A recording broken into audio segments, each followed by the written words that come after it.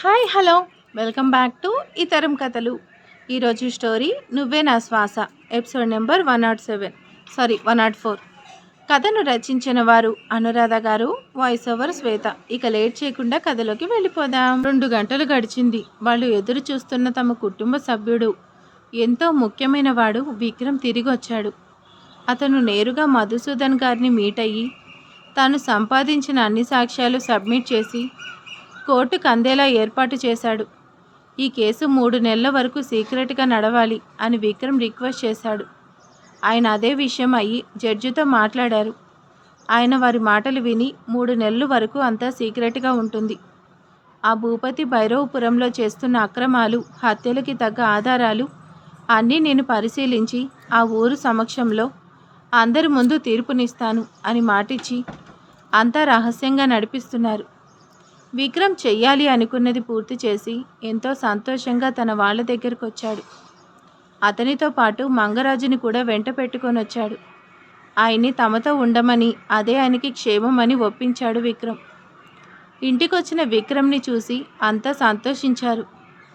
లలిత గారు కొడుక్కి హారతిచ్చారు. మంగమ్మ గుమ్మడికాయ దిష్టి తీసింది. విక్రమ్ అభిరామ్ వైపు చూశాడు. అతను నవ్వుతూ కనిపిస్తున్నాడు, కానీ అతని మనసు ఎంతో బాధగా ఉంది. తన చెంతే ఉన్న అంజలి తనకి దూరంగా ఉంటుంది అని అతను తట్టుకోలేకపోతున్నాడు. కానీ అతనికి జన్మనిచ్చిన తల్లి ఇన్నేళ్లుగా చనిపోయారనుకున్న ఆవిడ బ్రతికే ఉన్నారు అని, కానీ ఎక్కడున్నారో తెలియలేదని తెలిస్తే ఏమైపోతాడు? ఆవిడ దూరాన్ని అస్సలు తట్టుకోగలడా? అభి పిచ్చివాడైపోతాడు అని కంగారు పడ్డాడు. ఒకవైపు విక్రమ్, అతని బృందం మొత్తం మైథిలి గారి కోసం గాలిస్తున్నారు. హైదరాబాద్ మొత్తం జల్లెడ పడుతున్నారు. రాజగురువు కోసం, ఆయన చెంత ఉన్న మైథిలి గారి కోసం వీలైనంత త్వరగా ఆవిడ ఆచూకీ తెలుసుకోవాలని చూస్తున్నారు వాళ్ళు. విక్రమ్ 1 నిమిషం అభి పరిస్థితి చూసి బాధపడి త్వరగా అంతా సెట్ అవుతుందని ధైర్యం తెచ్చుకున్నాడు.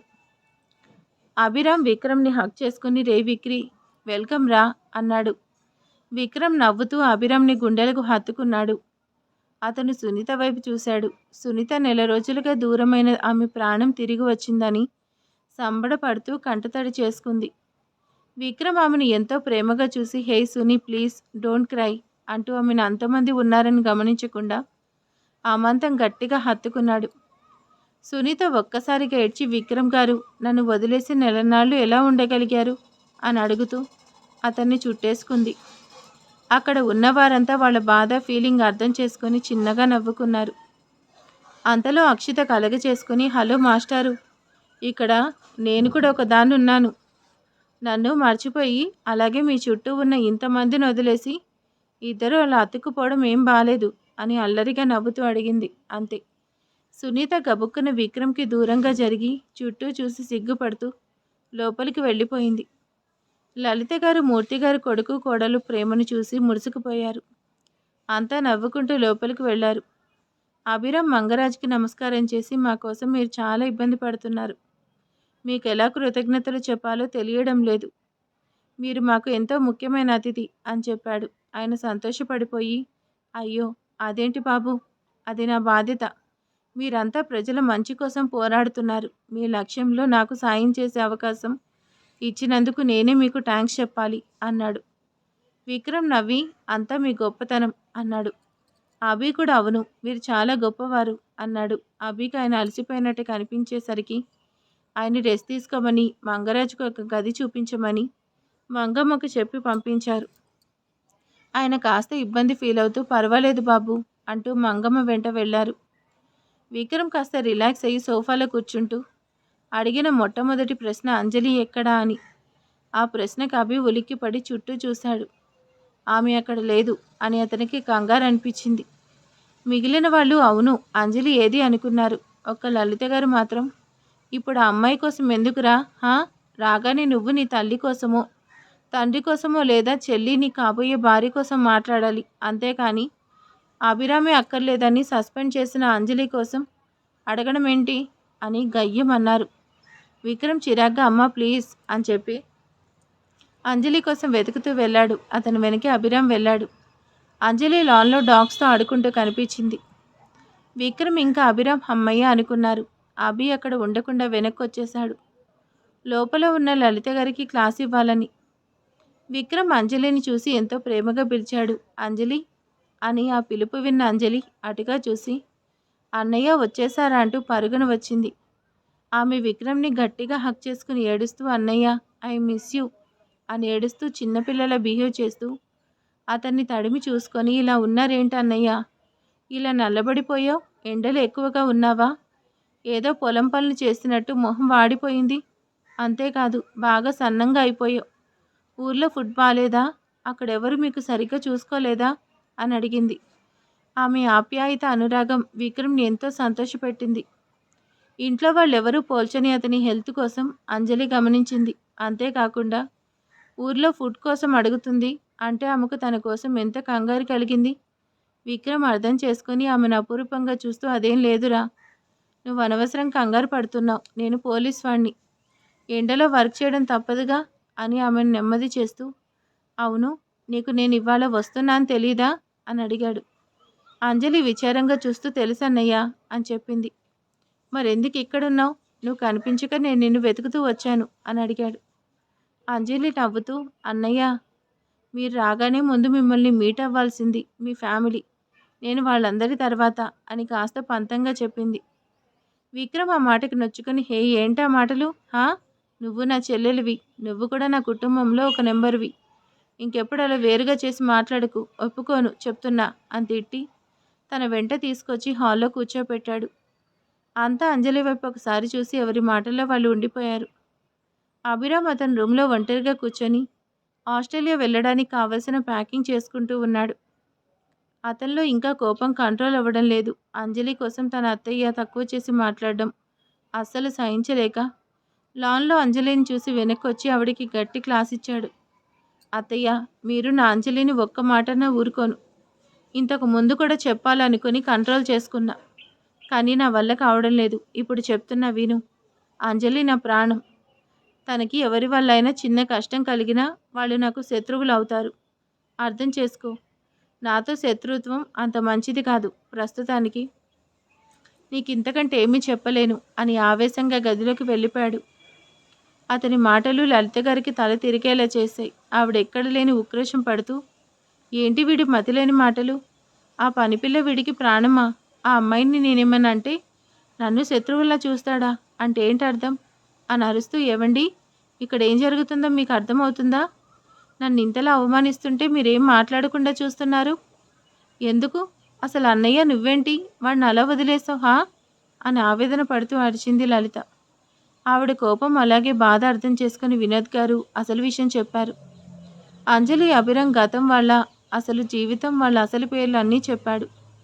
అభిరామ్ అసలు పేరు సూర్యతేజ అని, అంజలి అసలు పేరు శశిమేఘన అని, అలాగే వాళ్ళకి పొంచి ఉన్న ప్రమాదం, వాళ్ళు చేరవలసిన గమ్యం కోసం అన్నీ వివరంగా చెప్పి ఒక 3 నెలలు అంతా మౌనం వహించాలి అని, మనం జాగ్రత్తగా ఉండాలని చెప్పి అంజలి పనిపిల్ల కాదు ఒక సంస్థకు యువరాణి అని చెప్పారు. అంతే. ఆ మాటలు విన్న లలిత గారు షాక్ అయిపోయారు.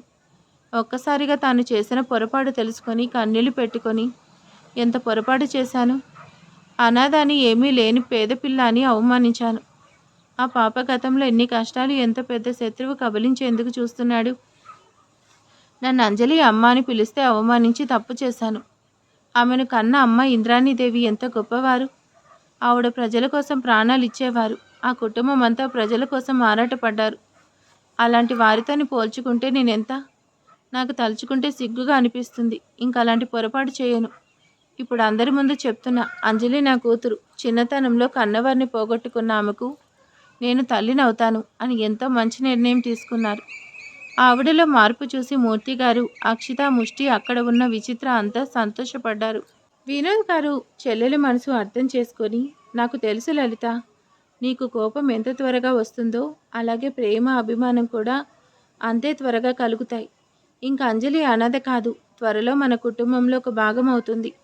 కానీ గుర్తుపెట్టుకో, ఆమెకి ఇప్పుడు ఏమీ తెలియకూడదు, అంతా జాగ్రత్తగా ఉండాలి. లలిత నువ్వు కాస్త కంట్రోల్ అవ్వాలి చెప్తున్నా అని సర్ది చెప్పారు వినోద్ గారు. ఆవిడ పరిస్థితి అర్థం చేసుకొని సరే అని చెప్పింది. అంతలో అక్కడికి అంజలి, విక్రమ్ వచ్చారు. అక్కడంతా హడావిడి. విక్రమ్కి ఒక పక్క సునీత, మరో పక్క లలిత గారు కొసరు కొసరు వడ్డిస్తుంటే విక్రమ్ నవ్వుతూ ఏంటిది, నా వల్ల కాదు అంటూ ఇబ్బంది పడుతున్నాడు. అక్కడ అభి లేడు. అభిరామ్ కోసం అంజలి అంతా కళ్ళతో వెతికింది. ఆమె కళ్ళు అతన్ని వెతకడం అభి మనసుకి తెలిసినట్టు అభి బయటకొచ్చాడు. అంజలి అతని వైపు దిగాలుగా చూసింది. అభి ఆమెతో చూపు కలపలేదు. కావాలనే పంతంగా ఉన్నాడు. కాస్త కోపం చూపుతూ అలా అయితే అంజలి భయంగా మాట వింటూ ఆ సురేంద్రకు దూరంగా ఉంటుందని అతని ఆలోచన. అతను వచ్చి కూర్చున్నాక అభిరామ్కి కూడా సునీత భోజనం వడ్డించింది. అభి పక్కనే ముష్టి, అతని పక్కన విచిత్ర మంగరాజు కూర్చున్నారు. అంతా పండుగల భోజనం చేస్తున్నారు. అంజలి అందరికీ కాస్త దూరంగా కూర్చొనుంది. ఆమె ఏమన్నా తినిందా అని ఎవరూ పట్టించుకోలేదు. అంతా మాటల్లో ఉన్నారు. అక్షితకి అక్కడ స్ట్రైక్ జరుగుతున్న సంగతి తెలీదు. అంజలి ఇంకెవరిని ఇబ్బంది పెట్టకూడదని నెమ్మదిగా ఆమె గదిలోకి వెళ్ళిపోయింది. సాయంత్రం వరకు అంతా మాట్లాడుకొని అభి వినోద్ గారు ఫ్లైట్కి రెడీ అయ్యారు. వాళ్ళ లగేజ్ అంతా ముష్టి మంగరాజు కారులో పెట్టారు. అభి విక్రమ్కి అంజలి కోసం ఎంతో జాగ్రత్తలు చెప్పాడు. అతను నవ్వుతూ డోంట్ వరీరా, నేనున్నాగా చూసుకుంటా. నువ్వేం ఆలోచనతో ఆస్ట్రేలియా వెళ్తున్నావో ఆ పని పూర్తి చేసుకొని తిరిగిరా. ఇక్కడంతా నేను చూసుకుంటా అని మాటిచ్చాడు. అభి ధైర్యంగా థ్యాంక్స్ అని చెప్పి ఆ విక్రమ్ మర్చిపోయాను. మన ఫామ్ హౌస్లో ఒక పెద్ద ఆయన కూతుర్ని ఉంచాను. పాపం ఆవిడ ఒంట్లో బాగాలేదు, చాలా ఇబ్బందుల్లో ఉన్నారు. అప్పుడప్పుడు నేను వెళ్ళి చూసొస్తున్నాను. నీకు వీలుంటే ఒకసారి అంజలిని తీసుకొని వెళ్ళు. నన్ను తీసుకువెళ్ళమంది, కుదరలేదు. ఓకే అని చెప్పాడు. విక్రమ్ ఒక్క క్షణం ఆలోచన చేసి ఏదో పరిధ్యానంలో సరే అనేశాడు. అంతలో అభి అంజలి కనిపించక దిగులు పడ్డమంతా సునీత చూసింది. అక్కడ అభి మొహం వాడిపోయింది. అంజలి అక్కడ లేదు అని ఆమెను చూసి మాట్లాడాలని అభి చూశాడు. ఆమె కోసం ఖచ్చితంగా అభి మనసు కరిగిపోతుంది. అలా అయితే ప్లాన్ పాడవుతుంది. అంజలికి అభి విలువ తెలియదు అని కంగారు పడి ఆతృతగా అభి ఫ్లైట్కి లేట్ అవుతుంది, ఇంకా వెళ్దాం. నేను విక్రమ్ గారు మీతో ఎయిర్పోర్ట్ వరకు వస్తాం అని కంగారు పెట్టింది సునీత. ఆమె అభి చుట్టూ చూశాడు. ఎక్కడ అంజలి కనిపించక అతని మనసు అల్లాడింది. అంజలి ఒక్కసారి బయటికి రావే, చూసి వెళ్తాను అనుకున్నాడు అతను. కానీ అతని కోరిక నెరవేరలేదు. వినోద్ గారి కొడుకు డల్ అవ్వడం గమనించాడు. అతని వైపు సునీత చూసి సైగ చేసింది, తీసుకువెళ్ళండి అని. అతను హా ఓకే అంటూ అభిరామ్ని కంగారు పెట్టాడు. అక్కడే లలిత గారు ఇంకా మూర్తి గారు కూడా ఉన్నారు. అభి అత్తయ్య వైపు చూసి ఐఎమ్ సారీ అత్తయ్య, కోపంలో అరిచేశాను అన్నాడు. ఆవిడ అర్థం చేసుకుని ఇట్స్ ఓకేరా, నేనంతా తెలుసుకున్నాను. ఇంకెప్పుడు నీ మరదల్ని, అదే అంజలిని ఏమీ అన్ను సరేనా అని చెప్పి నవ్వేసింది. అభి చిన్నగా నవ్వి థ్యాంక్స్ అనుకొని ఆమె ఇంకా బయటకు రాదనుకొని ఇంకా చేసేది లేక కారు ఎక్కాడు. ముష్టి కారు నడుపుతున్నాడు. అతని పక్కనే విచిత్ర ఉంది. వెనక సీట్లో వినోద్ గారు అభిరామ్ కూర్చున్నారు. కారు ముందుకు స్పీడ్గా వెళ్ళింది. ఆ వెనకే సునీత ఇంకా విక్రమ్ కారులో వెళ్లారు. అంజలి ఆమె రూమ్లో విండోలో నుంచి ఆ కార్ని, అందులో మనుషుల్ని దిగాలుగా చూస్తూ నిల్చుంది. ఆమెకు ఎంతో బాధ బెంగ కలుగుతుంది. అభి నన్ను మీట్ అవ్వకుండా, నాతో మాట్లాడకుండా వెళ్తున్నా అని చెప్పకుండా వెళ్ళిపోతున్నావా? నీకు నేనంటే అంత కోపం వచ్చిందా? నన్ను చూడకుండా, నాతో మాట్లాడకుండా నువ్వు ఉంటావా?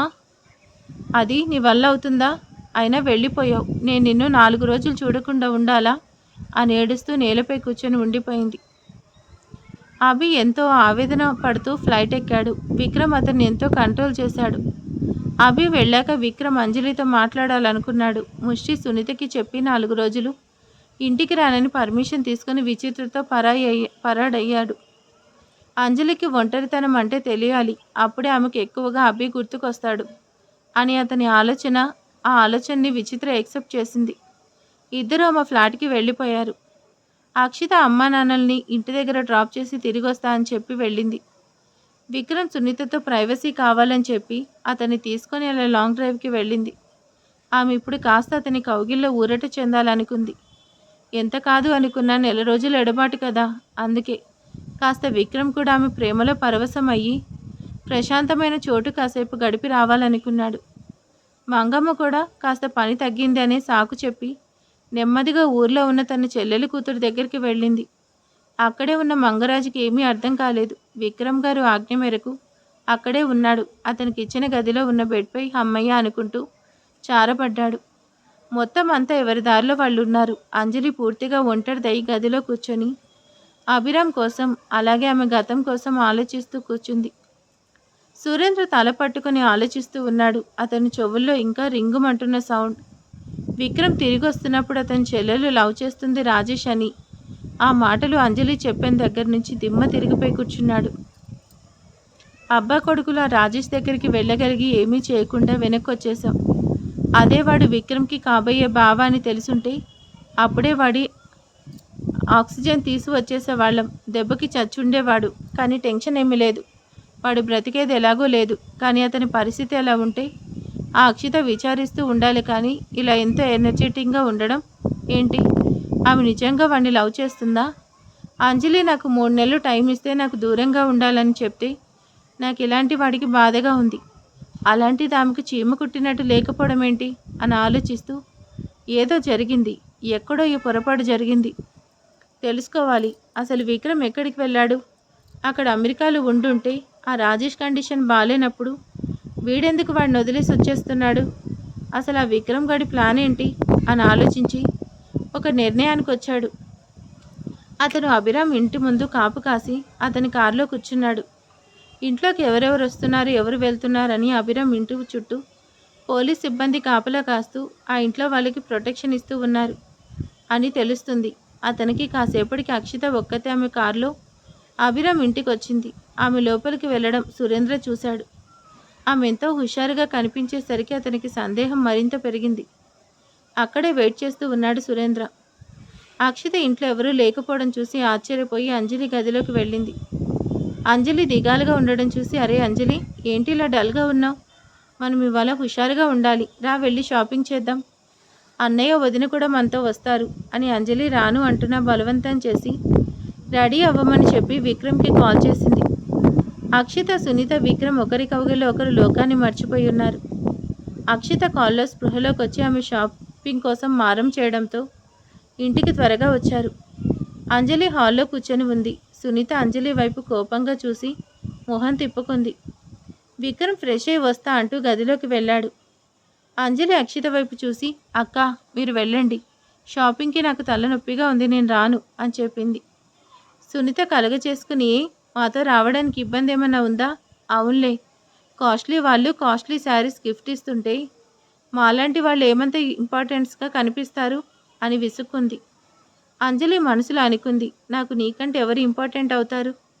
నా ఆవేదన అంతా నీకోసమే అనుకుని, అదేం లేదు సునీత, మీకంటే ఎవరున్నారు నాకు, వస్తాలే కోపడకు అని నచ్చ చెప్పేలా చెప్పింది. అక్షితకు మాత్రం సునీత మాటలు అర్థం కాలేదు. ఏమైంది ఇద్దరికి? ఏమైనా గొడవ పడ్డారా అని అడుగుతుండగా విక్రమ్ బయటకు వచ్చి వెళ్దామా అన్నాడు. అంతా కలిసి కారులో మాల్కి వెళ్లారు. వాళ్ళ వెనకే పోలీస్ సిబ్బంది ఉన్నారు. విక్రమ్ షాపింగ్కి ఒప్పుకోవడానికి కారణం అంజలి కాస్త రిలాక్స్ అవ్వాలని. వాళ్ళ వెనకే సురేంద్ర ఫాలో అయ్యాడు. అతనికి ఎక్కడ అభిరామ్ వాడి తండ్రి కనిపించలేదు. అలాగే ఆ కమీడియన్ ముష్టి కూడా లేడు. ఏమయ్యారు అనుకుంటూ వెళ్ళాడు.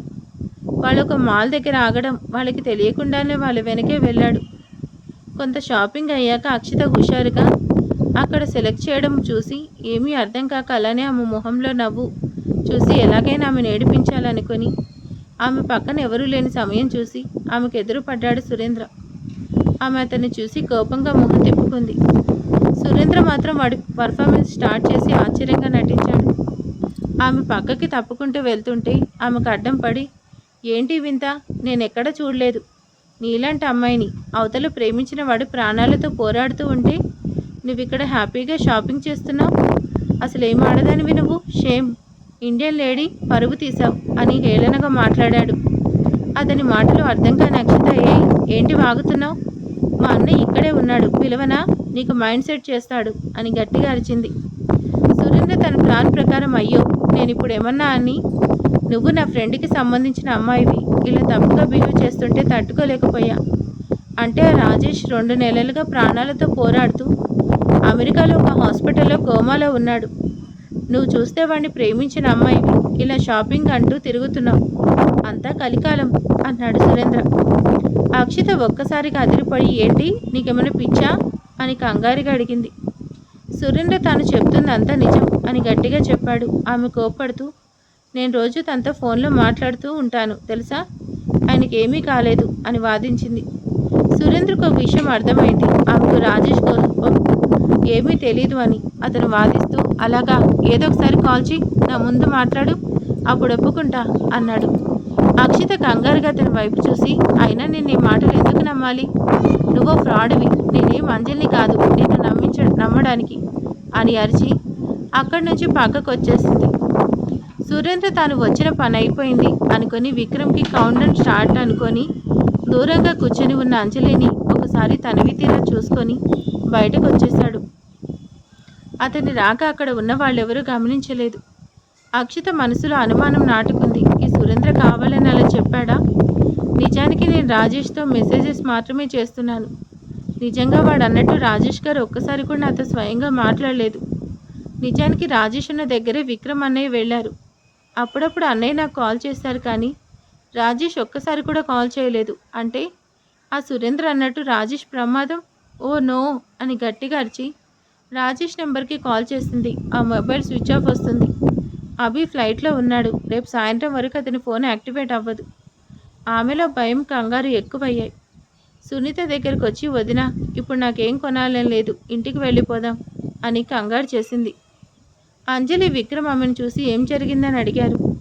అక్కి, ఇంటికి వెళ్ళాలి పదండి అని చెప్పి అందరితో కలిసి త్వరగా ఇంటి ముఖం పట్టింది. వాళ్ళు షాపింగ్ మధ్యలో వెళ్ళిపోవడం సురేంద్ర గమనించి, నిప్పు రాజుకుంది, ఇంకా ఉంటుంది మజా అనుకొని ప్రశాంతంగా ఇంటికి వెళ్ళిపోయాడు. ఇల్లు చేరుకున్నాక అక్షిత రాజేష్తో ఎలాగైనా మాట్లాడాలి, నువ్వేం చేస్తావో తెలీదు, నాకు రాజేష్తో మాట్లాడించు అని గొడవ చేసింది. విక్రమ్కి ఏం చేయాలో అర్థం కాలేదు. అక్కడ గందరగోళం విని మంగరాజు బయటకు వచ్చాడు. అక్కడ వాళ్ళు ఆమెకు ఎంతో నచ్చ చెప్పాలని చూశారు. కానీ ఆమె కంగారు పడిపోతూ అరుస్తూ నిజం చెప్పమని విక్రమ్ని నిలదీసి అడిగింది. విక్రమ్ మాట్లాడలేకపోవడం చూసి అక్షిత ఆఖరి ప్రయత్నం చేస్తూ, అన్నయ్య, నిజం చెప్పు, రాజేష్కి ఏమైంది? ఎందుకు నాకు దూరంగా ఉన్నాడు? నువ్వేం జరిగిందో నిజం చెప్పాలి, లేదంటే నీ వృత్తి మీద ఒట్టు, అంజలిపై ఒట్టు, వదినపై, నాపై, మన కుటుంబం అందరి మీద ఒట్టు. అసత్యం చెప్పకుండా నా రాజేష్ ఏడి, ఎక్కడున్నాడు, తనకేమైంది, నిజం చెప్పు అని అరుస్తూ ఒక్కసారిగా స్పృహ కోల్పోయింది. అక్కడ ఉన్న మంగరాజు కంగారుగా వాటర్ తెచ్చి ఆమె మొహం మీద చల్లాడు. ఆమె మేలుకుంది. విక్రమ్, అంజలి, సునీత భయపడిపోయారు. ఆమె ఏడుస్తూ విక్రమ్ని హత్తుకొని, చెప్పు అన్నయ్య, నా రాజేష్ ఏడి? ఇద్దరు ఒక చోట ఉంటే నువ్వు వచ్చావు, నా రాజేష్ ఎక్కడా, చెప్తావా లేదా అని అరిచింది. ఇంకా ఆమెకు నిజం చెప్పక తప్పదు అనుకొని విక్రమ్ కన్నీళ్లు పెట్టుకుని, అక్కి, రాజేష్ అమెరికాలో ట్రీట్మెంట్ తీసుకుంటూ ఉన్నాడు, వాడికి యాక్సిడెంట్ అయింది అని అప్పటి వరకు జరిగిందంతా చెప్పాడు. జరిగింది విన్న ఆమె కయ్యమని గట్టిగా అరిచి, రాజేష్, ఓ గాడ్, నా రాజేష్కి ఏమైంది? నేను వెంటనే తనని చూడాలి అని గొడవ చేస్తూ భయపడిపోయి పిచ్చిదాలా బిహేవ్ చేసింది. విక్రమ్, అంజలి ఆమెని కంట్రోల్ చేసే ప్రయత్నం చేస్తున్నారు. సునీత కూడా నచ్చజెప్పే ప్రయత్నం చేస్తూ ఉంది. కానీ ఆమె మాట వినలేదు. వెంటనే అమెరికా తీసుకువెళ్ళమని, లేదా ఈ బిల్డింగ్ పై నుంచి దూకేస్తానని బెదిరించింది. విక్రమ్కి అర్థమైంది అక్షిత విషయంలో చేయి దాటిపోయిందని. ఇంకా ఆమె ఏం చెప్పినా వినదు అని అర్థం చేసుకొని వెంటనే అమెరికా వెళ్లే ఏర్పాట్లు చేశాడు. సునీత, అంజలి ఆమెకు వాటర్ పట్టి కూర్చోపెట్టారు. ఆ రాత్రి ఫ్లైట్కే విక్రమ్ అక్షితను వెంట పెట్టుకొని అమెరికా ప్రయాణమయ్యాడు. అంతకు మించి మరే అవకాశం ఇవ్వడు. అక్షిత ఆమె పరిస్థితి చూసి వెంటనే రాజేష్ని చూపించాలి, లేదు అంటే ఆమె పిచ్చిదైపోతుంది అనుకున్నారు. అందుకే వెంటనే ప్రయాణమయ్యారు. విక్రమ్ ఇంట్లో వాళ్ళకి కాల్ చేసి ఒక అర్జెంటు పని మీద చెల్లెలతో అమెరికా వెళ్తున్నట్టు కబురు చేసి వెళ్ళాడు. సునీత, అంజలి భయంగా చూస్తూ ఉండిపోయారు. విక్రమ్ ఇంట్లో వాళ్ళకి ఫుల్ సెక్యూరిటీ అరేంజ్ చేసి మంగరాజుని జాగ్రత్తగా ఉండమని హెచ్చరించి బయటకు వెళ్ళొద్దు అని చెప్పాడు. వాళ్ళకి ఎటువంటి ప్రమాదం లేదు అనే నమ్మకంతో చెల్లెల్ని వెంట పెట్టుకుని అమెరికా వెళ్ళాడు. అంజలి చాలా భయపడిపోయింది. సునీత కూడా చాలా దిగులు పడి ఆమె గదిలోకి వెళ్ళిపోయింది. మంగరాజు అంజలి వైపు చూసి, భయపడకమ్మా, అంతా మంచి జరుగుతుంది అని చెప్పి వెళ్ళి నిద్రపోమని చెప్పి పంపాడు. ఆయన అలా హాల్లోనే ఒంటరిగా కూర్చుని ఏం జరుగుతుందో అని ఆలోచిస్తూ కూర్చున్నాడు. ఆ ఇంట్లో మౌన యుద్ధం జరుగుతుంది. సునీత అంజలికి తన వాళ్ళ ఎడబాటు విలువ తెలియాలి అనుకుంది. అందుకే ఆమెకు ఇష్టం లేకపోయినా అంజలికి దూరంగా ఉంది. ఇప్పుడు మాత్రం ఆమెకు మతిపోయినట్టు అయిపోయి అలా గదిలో జరగబోయే ప్రమాదం ఊహించుకుంటూ కూర్చుండిపోయింది సునీత. అంజలి చాలా భయపడిపోయి పూజ గదిలోకి వెళ్ళి దీపం వెలిగించి వేడుకుంటూ, రాజేష్కి నయం అవ్వాలి, మా అక్క నవ్వుతూ ఇండియా తిరిగి రావాలని వేడుకుంటుంది. తెల్లవాళ్ళు గడిపింది. అక్షిత అకస్మాత్ ప్రయాణం వల్ల రాజేష్కి మంచి జరిగేనో లేక ఊహించని రీతిలో ఆ ఇద్దరి జంట ప్రాణాలు వదిలేసేనో చూడాలి. మొత్తానికి విక్రమ్ చెల్లెలతో కలిసి హాస్పిటల్ చేరుకున్నాడు. ఆమె పరుగులు పెడుతూ హాస్పిటల్లో వెతకసాగింది. విక్రమ్ కన్నీళ్లు పెట్టుకుని, అక్కి ప్లీజ్ రా, కంట్రోల్ చేసుకోరా, రాజేష్కి ఏమీ కాదు, నువ్వు ఇలా అయిపోతావని నీకు జరిగింది చెప్పలేదు అని ఆమెను ఒక గదిలోకి తీసుకువెళ్ళాడు. అక్కడ రాజేష్ మదర్ కనిపించారు. ఆవిడ్ని చూసి అక్కి గట్టిగా ఆంటీ రాజేష్ అంటూ ఏడ్చింది. ఆవిడ అక్కిని దగ్గరికి తీసుకొని ఓదారుస్తూ ధైర్యం చెప్పారు. అంతా కలిసి రాజేష్ ఉన్న రూమ్లోకి వెళ్ళారు. అక్కడ బెడ్పై చలనం లేకుండా పడి ఉన్న రాజేష్ని చూసి ఆమె గట్టిగా రాజేష్ అని అరిచి అతన్ని గట్టిగా పట్టుకుని ఏడవసాగింది. ఆమె పిలుపు స్పర్శ ఒక్కసారిగా అతనికి ఎంతో బాధను కలిగించింది. మెదడు లోతుల్లో చిక్కుకొని ఉన్న ఆమె రూపం అతని మూతపడి ఉన్న కళ్ళ మధ్యలో ప్రత్యక్షమైంది. అతని కదలిక లేని శరీరంలో నరాల రక్త ప్రసరణలో వేగం పుంజుకుంది. అంతే, అతని మెదడు దారిలోకి వస్తూ పనిచేయడం ప్రారంభించింది. కానీ ఉక్కిరిబిక్కిరి చేస్తుంది. అతని ప్రాణం ఆమె అక్కడి పరిసరాలు గుర్తించకుండా గట్టిగా రాజేష్ ఇటు చూడు, నేను నీ అక్కిని వచ్చానురా, నా వైపు చూడు, నాకు భయం వేస్తుందిరా, నువ్వు లేకపోతే నేను బ్రతకలేను తెలుసుగా, ఇప్పుడు నువ్వు లేవకపోతే నేను చచ్చిపోతాను, ఐ లవ్ యూ రాజేష్, నువ్వే నా ప్రాణం, కళ్ళు తెరవరా అని ఏడుస్తూ సొమ్మసిల్లిపోతుంది. ఆమె అంతలో డాక్టర్స్ వచ్చి కోపడ్డారు. పేషెంట్ని డిస్టర్బ్ చేయొద్దని బయటకు వెళ్ళమని ఆర్డర్స్ వేశారు. విక్రమ్ చెల్లెల ఆవేదన చూసి తట్టుకోలేకపోతున్నాడు. అక్కి రామ్మ, బయట ఉందాం, రాజేష్కి ఏమీ కాదు అని నచ్చ చెప్తూ బయటకు తీసుకురాబోయాడు. అక్షిత రాజేష్ పట్టుకొని నేను రాను, నా రాజేష్ని వదిలి నేను రాను అని గొడవ చేస్తూ ఉంటే విక్రమ్ ఆమెను బలవంతంగా బయటకు తీసుకువెళ్ళాలనుకుని లాక్కెళ్ళాడు. ఆమె రాజేష్ చేయిని విడుస్తూ ఉండగా అతనిలో కదలిక వచ్చింది. ఆమె చేయి విడిపోకుండా ఒక్కసారిగా కదిలి ఆమె చేయి గట్టిగా పట్టుకున్నాడు. అతనిలో కదలిక వచ్చిందని వాళ్ళకు అర్థం కాలేదు. అతని వైపు సందేహంగా చూశారు. వాళ్ళంతా అక్కడి డాక్టర్స్ అతన్ని పరిశీలిస్తూ ఉన్నారు. అక్షిత అన్నయ్య నుంచి విడిపించుకొని రాజేష్ అని గట్టిగా అరిచింది. ఆ పిలుపు విన్న రాజేష్ నెమ్మదిగా ఉలిక్కిపడ్డాడు. అతనిలో కదలిక వచ్చింది. ఆమె చెయ్యి అతను వదిలిపెట్టకుండా పట్టుకున్నాడు అని అక్కడి వాళ్లకు అర్థమవుతుంది. అంతా కంగారుగా రాజేష్ అని పిలుస్తున్నారు. రాజేష్ తల్లి కన్నీళ్లు పెట్టుకుని బాబు రాజేష్ వినిపిస్తుందా, నీ అక్షిత వచ్చిందిరా, చాలా ఏడుస్తుంది, నువ్వు లేకపోతే చచ్చిపోతా అంటుంది, చూడరా, కళ్ళు తెరవరా అని ఆవేదన పడుతూ చెప్తున్నాడు. డాక్టర్ కూడా కాస్త ఎగ్జైట్ ఫీల్ అవుతూ రాజేష్కి ఒక ఇంజెక్షన్ చేశారు. 5 నిమిషాలు గడిచింది. రాజేష్ అక్షిత అయ్యి వదలట్లేదు, అలాగే పట్టుకొని ఉన్నాడు. ఆమెతో పాటు అంతా ఊపిరి కూడా తీసుకోనంత టెన్షన్ అనుభవిస్తూ రాజేష్ని అబ్జర్వ్ చేస్తున్నారు. అక్షిత ప్రాణాలు గుప్పెట్లో పెట్టుకుని రాజేష్ కోసం చూస్తూ ఉంది. ఆమె దేవుడిని ఎంతో ప్రార్థిస్తూ ఉంది. కొంతసేపటికి ఆమె ప్రార్థన దేవుడు విన్నాడు అన్నట్టు నెమ్మదిగా రాజేష్ కళ్ళు తెరిచాడు. అతనిలో రిజల్ట్స్ డాక్టర్ చూసి ఓ గ్రేట్ అనుకుని ఇంకా అతనికి ఎటువంటి ప్రమాదం ఉండదు అని ఒక నిర్ధారణ చేశారు. అక్షిత రాజేష్ వైపు భయంగా చూస్తూ కన్నీళ్లు పెట్టుకుంటూ ఉంది. ఆమె కన్నీళ్లు చూడలేని అతను కళ్ళనీళ్లు పెట్టుకుంటూ అక్కి అన్నాడు. అతని పిలుపుతో ఆమె పూర్తి అదుపు తప్పి రాజేష్ అని అతన్ని గట్టిగా హత్తుకుంది. విక్రమ్ ఇంకా రాజేష్ అమ్మగారు సంతోషంగా రాజేష్ అని పిలిచారు. అక్షిత రాజేష్ని హత్తుకోవడంతో అతనిలో పూర్తి చలనం వచ్చింది. అతను కూడా ఎన్నో రోజుల ఎడబాటుతో ఆమెను గట్టిగా హత్తుకొని అక్కి లవ్ యూ అని కన్నీళ్లు పెట్టుకున్నాడు. డాక్టర్స్ అక్కిని నెమ్మది చేసి పక్కకి తీసుకువెళ్ళమని చెప్పి రాజేష్ అని పిలిచారు. రాజేష్ వాళ్ళ వైపు చూసి ఎస్ అన్నాడు. వాళ్ళు అతన్ని కొన్ని ప్రశ్నలు వేశారు. అతను ఆన్సర్ చేశాడు. మీ మదర్ని గుర్తుపడుతున్నారా అని అడిగారు. డాక్టర్స్ రాజేష్ ఎస్ అని ఆన్సర్ చేసి విక్రమ్ వైపు చూసి సార్ అన్నాడు. అంతే. విక్రమ్ రాజేష్ పట్టుకుని హే రాజేష్, నువ్వు కళ్ళు తెరిచావు, ఓ గాడ్ అని ఆనందపడ్డాడు. అతన్ని నెమ్మదిగా లేపి కూర్చోబెట్టారు. రాజేష్ అందరినీ గుర్తుపట్టాడు. ఎంతో నార్మల్గా మాట్లాడుతూ ఉన్నాడు. డాక్టర్స్ చెక్ చేసి ఇంకేం సమస్య లేదు, అంతా మిరాకిల్ అని హీఈస్ ఫైన్ అని చెప్పారు. ఒక్కసారిగా అక్కడ ఆనందం చేకూరింది. అంతా సంబరపడిపోయారు. రాజేష్ అక్షిత వైపు చూశాడు. ఆమె కన్నీళ్లు పెట్టుకొని అతన్ని హత్తుకుంది. డాక్టర్స్ నవ్వుతూ ఇట్స్ ఓకే మై చైల్డ్ అని కంట్రోల్ చేసి బయటకు పంపించారు.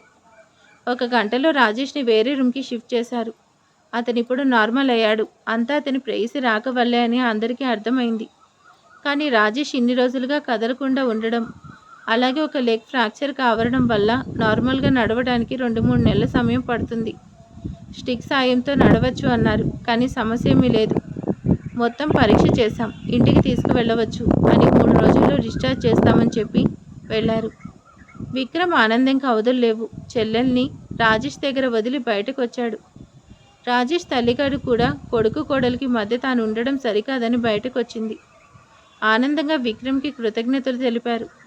మీరే నా బిడ్డని కాపాడారు. అక్షిత సరైన సమయంలో వచ్చి నా కొడుకును బ్రతికించింది అని ఆనందపడ్డారు. విక్రమ్ కూడా అవును, అక్షిత రాజేష్కి చలన తెప్పించింది అని సంతోషంగా విషయం అందరికీ కాల్ చేసి చెప్పాడు. అంతా సంతోషంగా పారవస్యం అయ్యి అమ్మయ్య అనుకున్నారు. మంచివారి కోరి చెడు చెయ్యాలి అని చూసినా అది వాళ్ళకి మంచే జరుగుతుందని రాజేష్ అక్షిత విషయంలో రుజువైంది. ఆ జంట ఒక్కటే గండం నుండి బయటపడ్డారు. సురేంద్ర ఒకటి తలిస్తే ఇక్కడ మరొకటి జరిగింది. 4 రోజుల్లో అమెరికా నుంచి విక్రమ్, ఆస్ట్రేలియా నుంచి అభిరామ్ ఇండియా తిరిగి వస్తారు. ఆలోగా అంజలి ఎలాంటి పరిస్థితులు ఎదుర్కొంటుంది చూడాలి. అలాగే తమతో పాటు ఉన్న మంగరాజు విక్రమ్తో కలిసి రాజగురు ఉన్న చోటికి వెళ్ళాలి. అప్పుడే అసలు నిజం బయటపడుతుంది. కాస్త వేచి చూడాలి. నెక్స్ట్ ఏం జరుగుతుందో నెక్స్ట్ ఎపిసోడ్లో చూద్దాం. ఈరోజు వీడియో ఎలా ఉందో ప్లీజ్ లైక్ చేసి కామెంట్ చేయండి. Thank you.